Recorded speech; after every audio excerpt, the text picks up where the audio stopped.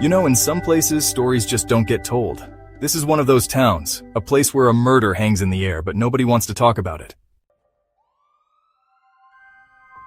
At precisely 3:04 in the morning, the town's peace fractured with the sound of gunfire echoing down empty streets. By sunrise, an unmarked pickup truck lay riddled with bullets, parked in front of the very tavern where the town's own shadow had gathered, the man they both feared and relied upon. He was a local heavy, a man whose lengthy criminal record spelled trouble for half the county. For years, accusations flew. Assault, theft, threats. Court after court failed to convict him. And yet, the day after he was convicted of shooting an elderly grocer, he was back in that pickup, mouth filled with threats, when a worst-case scenario he'd once threatened everyone with finally came true. Multiple people were present, nearly 50 of them, silent witnesses to the moment that ended his reign. They all stood by. No one moved. No one spoke. He collapsed, shot dead. And when authorities investigated, nothing. No witnesses, no names, no confessions, just a tidal wave of silence. So, how does a whole community agree to bury this moment? Why did that silence last, you know? And what price did the town pay for protecting itself? By day, Rosefield looks like any other town forgotten by time. There's just one main street, a shuttered grocery, a diner with a flickering neon sign, and people who wave at each other simply because, well, they've always waved. Nothing much changes here, except maybe the seasons and the faces and family photos hung on faded wallpaper. But talk to anyone who lived there in the early 1980s, and they'll tell you, off the record, about the man who changed everything. Let's call him Marcus Lowe. He wasn't a stranger. He was born there, raised there. He hunted on their land, drank in their bars, and walked their sidewalks like he owned every inch. Marcus had a reputation. Fistfights, threats, stolen goods. Folks said he once lit a man's barn on fire over a disputed fence line, and they said if you crossed him, well, he'd wait until no one was watching. And no one ever seemed to be watching. The police knew him. Everyone did. Charges came and went. Evidence disappeared. Witnesses withdrew. His influence wasn't built on charm, but on fear. It wasn't what he did alone. It was how often he got away with it. In 1980, he was accused of assaulting a young woman after cornering her in a truck behind the grain elevator. The case was dropped. No one spoke up. A month later, her family left town. 2 years later, he shot a man during a roadside argument. The man survived. He wouldn't testify. Rumors claimed Marcus showed up at his hospital room with a warning and a loaded shotgun. Then, in July of 1981, something shifted. Marcus was found guilty of threatening an elderly shop owner with a pistol. A conviction at last. But even then, he walked free pending sentencing. And that night, he returned to the bar. The same bar he'd always claimed as his turf. He parked his truck right out front. He walked inside. He sat down. No fear, no apologies. Just a man daring anyone to do something. What happened next would finally stop Marcus Lowe, but it would also silence a town for the next 4 decades.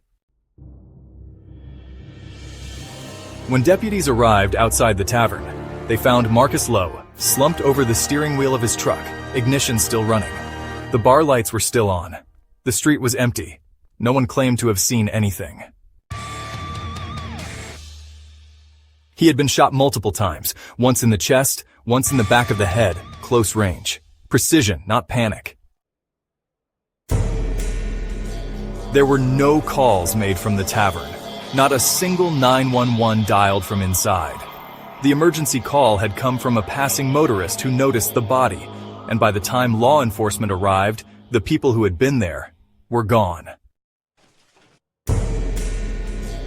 Inside the bar, investigators found glasses, half-full ashtrays, still warm chairs pushed back in a hurry.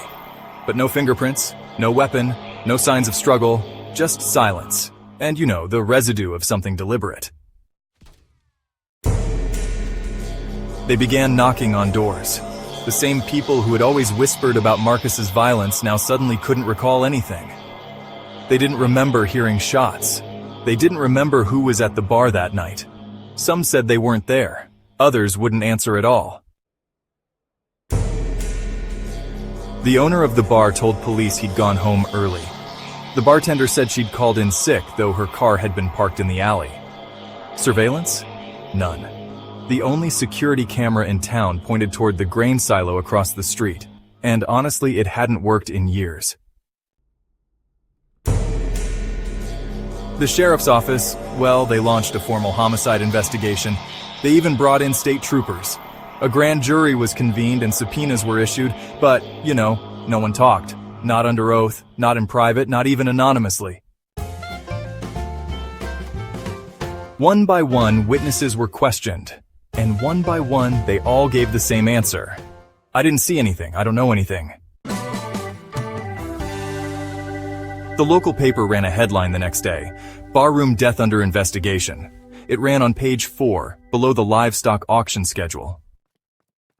The few who dared to speak publicly, reporters, investigators, even distant relatives, found themselves cut off.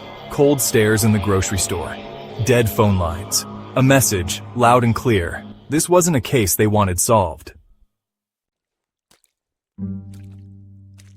And so the official record stalled. No arrest, no charges, no trial.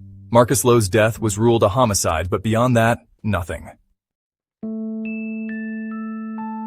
Even today, the case file remains open but untouched. The lead investigator eventually retired. When asked about the case in a recent interview, he paused and simply said, "Sometimes justice doesn't need a badge." In the months that followed, Rosefield returned to its rhythm. The bar reopened. The truck was towed. The town got quiet again, but not in the way it used to be. There were no memorials, no plaques, no candlelight vigils. Marcus Lowe's name wasn't mentioned again. Not in sermons, not at school board meetings, not even at the post office where everyone used to talk. It was as if he'd been erased. Not mourned, not condemned, just removed. The silence stretched further than any crime scene. When journalists came, the town locked its doors. When documentaries tried to film, permits were denied. Even now, records from that year are mysteriously missing from the local archive. One resident, who agreed to speak under a different name, said only this: he ran this town like it was his own, and the night he was killed, everyone finally breathed again. But if the town found relief in his death, they found no comfort in the questions that remained. Who pulled the trigger? Was it one person? Two? Was it a coordinated act or a moment of desperation? And perhaps more troubling, why did so many people refuse to speak? There are theories that the entire bar agreed to stay silent, that the sheriff, long frustrated with Marcus's power, looked the other way, that the town decided justice could no longer be found in a courtroom. But these are only theories. Nothing more. No confession, no leaked documents, no deathbed admissions. Just a lingering truth that no one will say out loud. The bar still stands today. Same bricks, same windows. But if you ask the locals about that night, they'll just shake their heads. They'll tell you it was a long time ago, that people have moved on, that there's nothing to talk about. But behind every glance, every pause in conversation, every turned back, there's something else, something unspoken, something far darker than a man with a gun. Because what happened in Rosefield wasn't just a killing, it was a decision, a collective choice to bury a truth that even now refuses to stay silent. 40 years later, the case remains open, technically. But, if you ask anyone involved, they'll admit there's nothing left to pursue. No new leads, no forensic breakthroughs, just an empty folder in a dusty records room marked with a name no one says anymore. The tavern has changed owners twice since then. The new sign out front bears no trace of what happened there. But, you know, some nights, the older residents say you can still feel it.